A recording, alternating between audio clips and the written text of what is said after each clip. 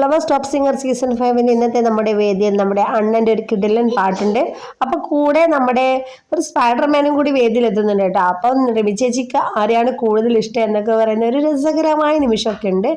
അപ്പൊ അണ്ണൻ പാടുന്ന പാട്ട് ഒരാൾ മാത്രം എന്ന ചിത്രത്തിലെ പാട്ടാണ്. ഗാനരചന കൈതപ്രസ് സാറാണ് പാടിയിരിക്കുന്നത്. സംഗീതം ജോൺസൺ, പാടിയത് യേശുദാസ്. ഏതാണ് പാട്ടെന്ന് വെച്ചാൽ ചൈത്ര നിലാവിന്റെ പൊൻപീലിയാൽ മഴവില്ലിൻ നിറവേഴും ചാലിച്ച് എന്ന് തുടങ്ങുന്ന അതിമനോഹര ഗാനമാണ് നമ്മുടെ ദേവദർശി പാടാൻ പോകുന്നത്.